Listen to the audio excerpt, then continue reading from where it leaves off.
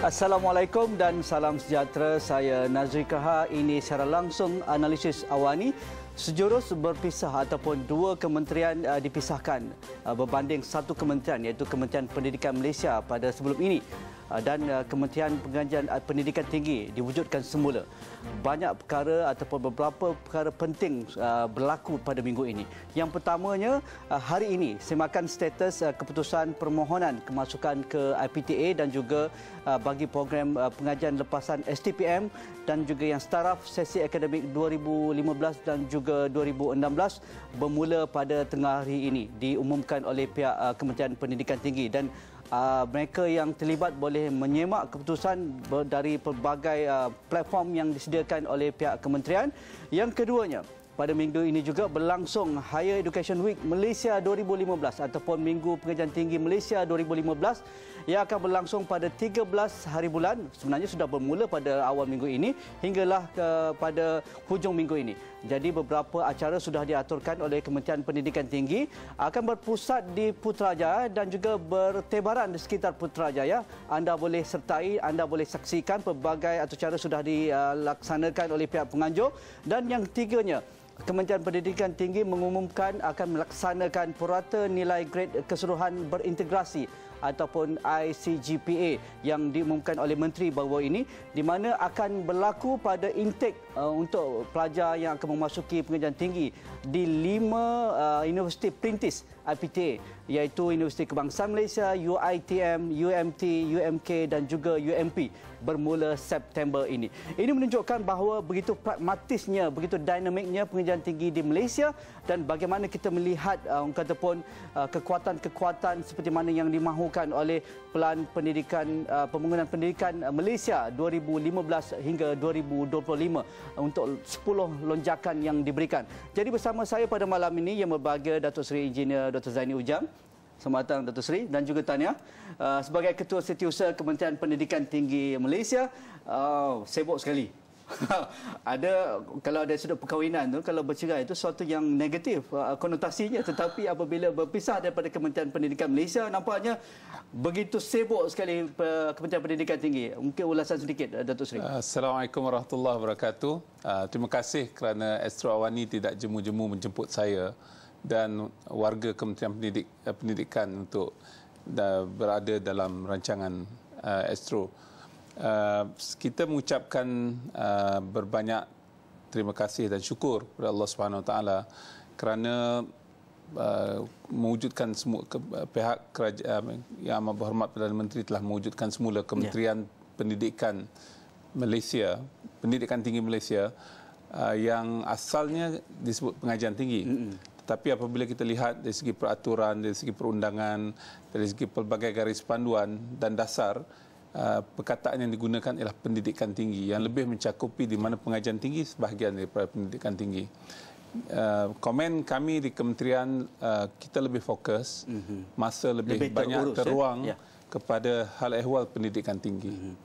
Datuk Seri, hari ini juga diumumkan semakan status keputusan permohonan kemasukan ke IPTA bagi mereka yang mengambil STPM untuk jurusan ke Universiti Awam. Universiti Awam. Jadi mungkin boleh komen bagaimana mereka boleh menyemak dan sebagainya, proses-proses yang akan dilalui oleh mereka yang terlibat? Ya, bagi mereka saya fikir sebahagian besar ataupun semua pelajar ataupun calon pelajar telah pun membuat semakan. Mereka boleh buat semakan melalui telefon, boleh melalui SMS, boleh melalui email dan sebagainya. Jadi tak ada sebab untuk menunggu surat sampai ke rumah untuk mengetahui sama ada mereka dapat atau tidak.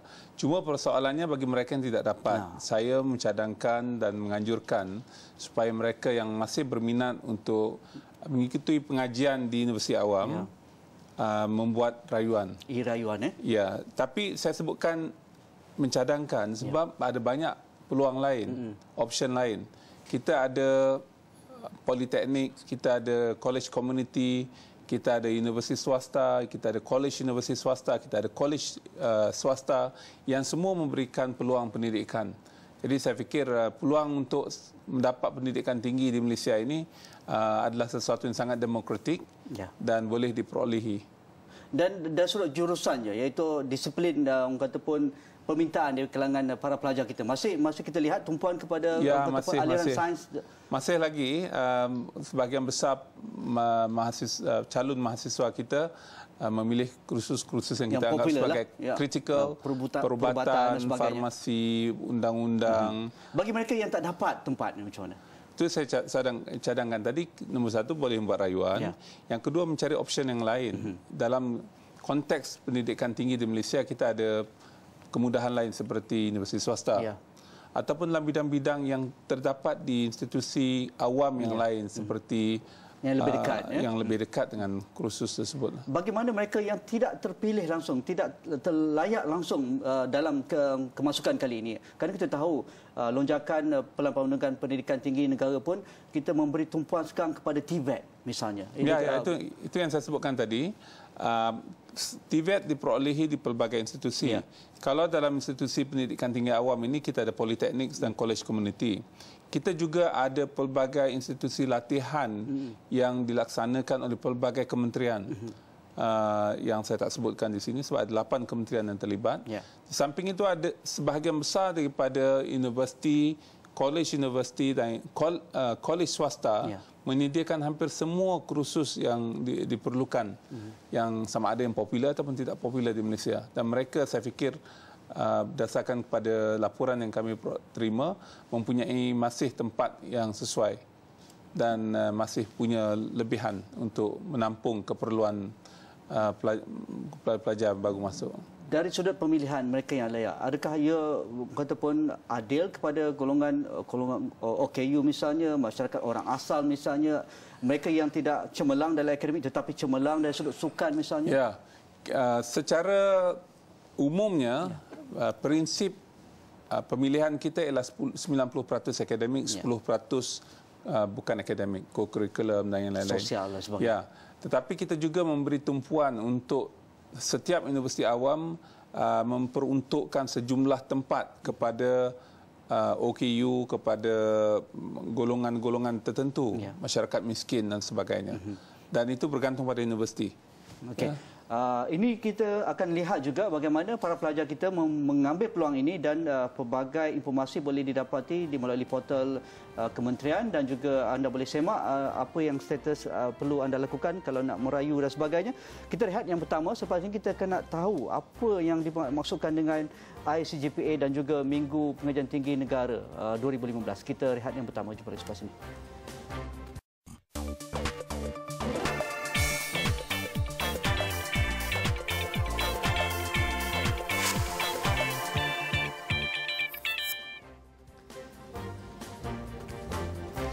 Pelan Pembangunan Pendidikan Malaysia 2015-2025 untuk pengajian tinggi sudah melihat beberapa perkara yang perlu diberi perhatian kepada graduan kita dan universiti kita. 10 lonjakan itu jelas dari aspek graduan yang holistiknya, kecemerlangan bakatnya, dari aspek pendidikan berkualiti untuk pengajian teknikal dan juga vocational, kemampanan kewangan untuk IPT kita dan sebagainya. Tetapi untuk malam ini kita bertumpu kepada ICGPA yang baru diumumkan oleh menteri kita tetapi sudah diwawarkan ketika pelancaran PPPM 2015-2025 untuk pengajian tinggi. Datuk Seri, ICGPA. Banyak orang bertanya kenapa tiba-tiba ada sesuatu yang sangat luar biasa dan menggusarkan para pelajar kita. Sebenarnya kita telah bincang. Dan kalau kita tengok pelan pembangunan pendidikan tinggi kita ini, kita secara spesifik dalam lonjakan pertama menyebut tentang graduan yang nak kita hasilkan ialah graduan yang seimbang, entrepreneurial dan holistik. Ini bermakna kita kena berbuat sesuatu. Kita dapati bahawa sepanjang berada di universiti, para pelajar hanya dinilai dari segi pengetahuan mereka, dari segi apa yang mereka perolehi secara akademik. Hal-hal yang lain, yang holistiknya, yang balance, yang menyeluruh, yang entrepreneurial, kita tidak beri perhitungan. Padahal kita ada pelbagai cara untuk buat. Jadi sebab itulah dalam ucapan Menteri Pendidikan Tinggi Datuk Seri Idris Yusof semasa jelajah KPT di Kuantan baru-baru ini, hari Sabtu yang lalu, beliau telah menyebut bahawa Kementerian Pendidikan Tinggi akan memulakan inisiatif yang kita panggil sebagai ICGPA pun ada dalam plan kita ini, iaitu tindakan kita yang pertama untuk melahirkan graduan yang lebih holistik ini. Ini bermakna selama ini para pelajar hanya dinilai dan dimaklumkan pencapaian dari dua segi. Ya. Satu ialah mata pelajaran yang mereka subjek yang mereka ambil. Yang kedua, apakah grade yang mereka perolehi. Ya, secara subjek tersebut dan secara kumulatif. Bagaimana kita nak menilai yang lain-lain? Entrepreneurial spiritnya dengan balance and holistic mindsetnya bagaimana? Jadi dalam pendidikan kita ada apa yang dipanggil sebagai learning outcome. Dan learning outcome ini memang kita menyebut selepas menghadiri kuliah ini, selepas menghadiri kursus ini, seseorang pelajar itu harus mencapai 1, 2, 3, 4, 5. Dan biasanya mesti ada yang berkaitan dengan 9 domain, 9 perkara, termasuk pengetahuan, kemahiran berfikir, team building, teamwork, keusahawanan dan sebagainya. Tapi persoalannya bagaimana kita nak bagi grade. Sebab itulah kita dalam ICGPA ini, selain daripada nama mata pelajaran, grade yang mereka perolehi, kita juga memberikan petunjuk tentang apakah yang telah mereka bina dari segi perwatakan, sikap, nilai, pemikiran dan secara keseluruhan dari diri mereka. Mungkin dari sudut hasratnya begitu murni, begitu cantik sekali. Tetapi bagaimana ia akan dilaksanakan oleh universiti? Sebab itulah nanti pelaporan tentang seseorang pelajar itu akan ada 3 perkara. Dan satu lagi itu ialah tentang 9 nilai yang mereka perolehi. Dan kita menggunakan spider web. Sesawang akan oleh universiti ini semua. Semua universiti akan buat perkara ini. Kita mulakan dengan 5 universiti dahulu dan mereka akan ditunjukkan tentang perkara-perkara yang pelajar itu telah capai. Dan ini adalah contohnya, kalau kita boleh ini spider web dalam beberapa akhbar ini ada menyebut tentang perkara ini. Selepas ditunjukkan keputusan, dia akan tunjukkan apakah nilai-nilai yang terbentuk yang telah diperolehi, dan ini diberi nilai dalam kuliah dan masa berinteraksi dengan pensyarah. Hal-hal ini diperhatikan dan pelajar dimaklumkan sebagai keputusan pengajian mereka. Mereka mungkin kurang dari segi kemahiran berkomunikasi secara spesifik, sebab semasa dalam kursus mereka itu ketika memberi presentation tentang dan sebagainya, mereka ini akan dinilai sekali. Akan dinilai, bukan hanya di segi maksudnya intipati. Pengendali kursus yang akan menilai semua ini. Dan perkara tersebut bukan hanya dalam satu mata pelajaran, dalam banyak mata pelajaran. Dan penilaian itu akan memberikan ruang sama ada para pelajar ini telah mampu membina kemahiran-kemahiran tertentu. Ada kajian awal sudah dilakukan untuk melaksanakan ini? Untuk makluman, sejak kita memulakan MQA, Malaysia Qualification Agency, kita telah ada apa yang disebut sebagai Malaysia Qualification Framework pada tahun 2007 lagi. 2009 kita telah melaksanakan secara hampir sepenuhnya. Dan perkara tersebut dalam semua kursus lepas daripada itu, memang ada apa yang kita sebut tentang MQF compliance. Persoalannya, hal tersebut tidak dilaporkan. Kita hanya melaporkan tentang apa mata pelajaran yang telah diambil dan apa grade-nya.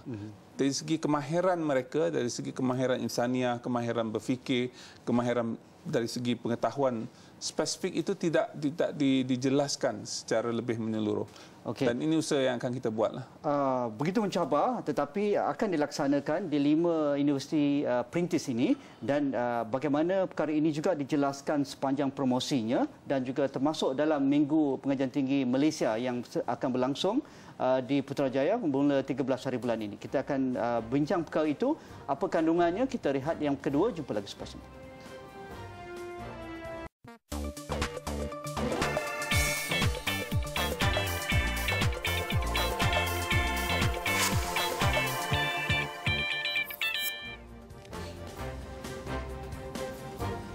Higher Education Week Malaysia 2015 ataupun Minggu Pengajian Tinggi Malaysia 2015 akan berlangsung 13 hingga 16 Ogos di Putrajaya dan juga kawasan-kawasan sekitar Putrajaya. Pelbagai acara sudah disusun oleh pihak ataupun penganjur dan juga sekretariat.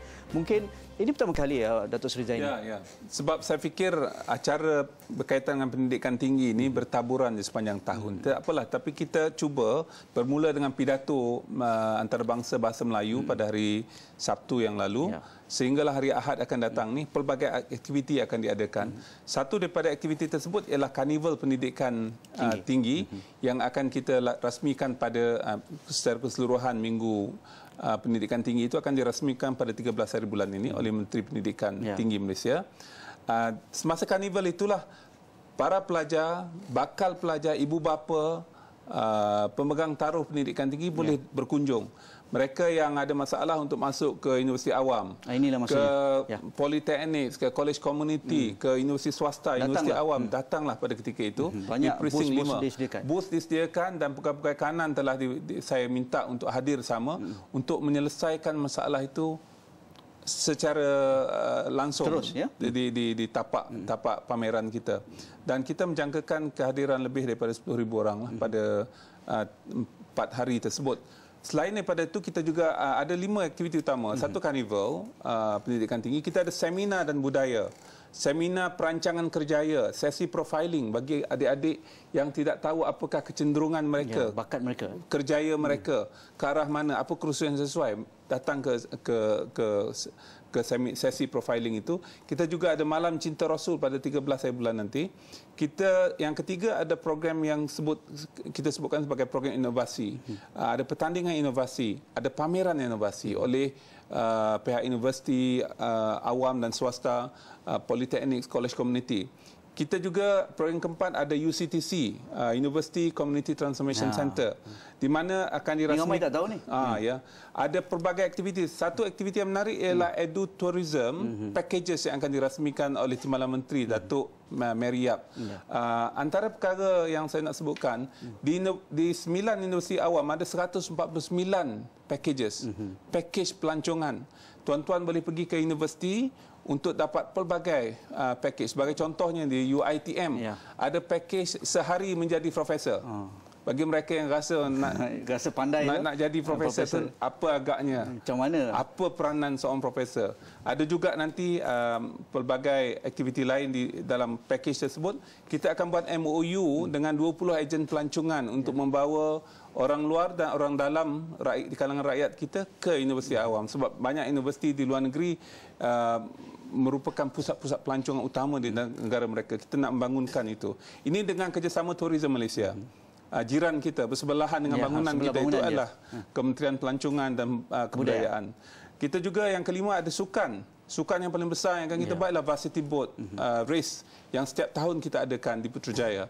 Dan pada tahun ini kita ada 16 pasukan daripada IPT tempatan, 12 universiti luar negara akan mengambil bahagian daripada Australia, daripada Singapura, Indonesia dan negara jiran yang lain. Dan saya fikir seminggu yang kita ada ini yang kita mahukan. Kita mahu ke seluruh warga negara termasuk di Lembah Kelang dan juga Putrajaya merasakan karnival sebegini. Bukan hanya waktu pejabat saja Putrajaya akan hidup, tetapi sebenarnya sepanjang masa hari Sabtu, Ahad dan pastinya Datuk Seri sendiri berkayuh saban minggu mengelilingi Putrajaya dengan cara yang begitu sehat sekali. Saya rasa kita ingin menjadikan sebagai satu budaya, bukan hanya program syok sendiri, program yang hanya menumpukan kepada warga kementerian itu sendiri saja, tetapi sebenarnya setiap warga perlu mengambil peluang karnival Pengajian Tinggi negara ini. Ya, saya fikir ini peluang untuk semua pihak untuk bersama. Kalau anda berminat untuk aktiviti lasak, kita ada aktiviti lasak. Kalau anda berminat untuk bersukan, anda akan dapati dalam beberapa acara sukan di negara kita ini, sebahagian besar daripada pesertanya adalah di kalangan pelajar universiti. 60% daripada pingat yang kita menangi di sukan-sukan kejohanan utama, sama ada sukan C ataupun sukan Asia, adalah di kalangan pelajar universiti.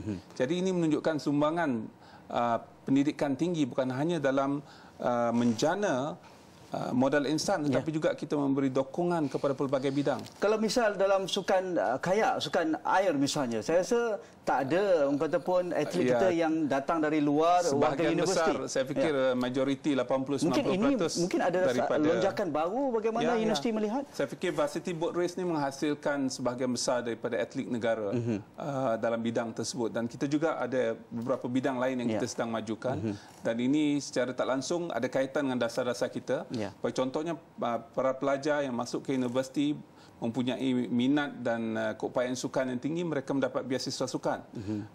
Saya mempengerusikan jawatankuasa untuk pemberian beasiswa ini, dan kita dari masa ke semasa mencari jalan bagaimana untuk menambah satu bilangan, yang kedua menambah sokongan kepada mereka. Sebagai contohnya, mereka ini dikumpulkan di satu universiti supaya mereka mudah berlatih. Ada tempat infra yang lengkap dan sebagainya. Didokong oleh persatuan-persatuan sukan yang dalam bidang-bidang tertentu membolehkan mereka dapat direct access kepada persatuan-persatuan sukan ini untuk menyertai pelbagai acara dalam dan luar negara. So ini secara tak langsung memberikan kita mandat untuk sama-sama membangunkan sukan, membangunkan pelbagai dimensi lain dalam pembangunan negara. Adakah minggu ini juga peluang bagi graduan kita yang ingin melanjutkan pelajaran itu peringkat sarjana dan juga Dr. Falsafah mendapatkan maklumat? Ya, di sini juga bukan saja maklumat, kita ada juga temu duga. Terus boleh pohon lah. Terus boleh pohon, dapatkan pembiayaan dan sebagainya. Pembiayaan semua. Jadi pada karnival ini semua pihak ada. Pihak yang menyediakan pendidikan, pihak yang menyediakan pembiayaan, beasiswa, pinjaman, pihak yang mencari graduan lepasan sarjana muda sebagai contoh untuk masuk ke program-program tertentu, sebagai contohnya untuk masuk dalam program pembangunan akademik untuk menjadi pensyarah kemudian, dan kalau tak ada yang lain, menyertai ataupun mengetahui tentang pakej pelancongan yang ada di universiti. Dan juga educate program yang akan diberikan juga oleh kita ada educate program, pendidikan untuk kanak-kanak tentang minat mereka dalam bidang sains dan seumpamanya. Okey, beramai-ramailah kita ke Putrajaya 13 hingga 16 Ogos 2015. Sebenarnya sudah pun berlangsung sejak awal minggu ini, tetapi berterusan sepanjang minggu ini. Beberapa lokasi utama di Kementerian Pengajian Tinggi di Putrajaya, di presin berapa? Di presin 5, kemudian tu di Pusat Akuatik air, Pusat Akuatik Putrajaya. Dan begitu juga di sekitar Putrajaya, sebab kita ada larian, kita ada berbasikal, kita ada juga go-kart untuk mereka yang meminat acara-acara yang sedemikian. Okey, anda boleh mengambil peluang ini, bawalah ahli keluarga sementara Hari Fitri masih berbaki. Mungkin ada kuih raya disediakan oleh pihak menganjur. Anda boleh ke Kementerian Pengajian Tinggi, Pendidikan Tinggi untuk Minggu Pengajian Tinggi 2015. Terima kasih kepada Yang Berbahagia Datuk Seri Engineer Dr. Zaini Ujang, Ketua Setiausaha Kementerian Pendidikan Tinggi Malaysia. Terima kasih kepada anda yang setia bersama kami. Jika ada sebarang pandangan anda, hantarkan ke platform sosial media kami, dan jangan lupa turun aplikasi astrowarni.com di App Store dan juga Google Play Store. Sekian sahaja untuk malam ini. Assalamualaikum. InsyaAllah kita jumpa lagi. Terima kasih.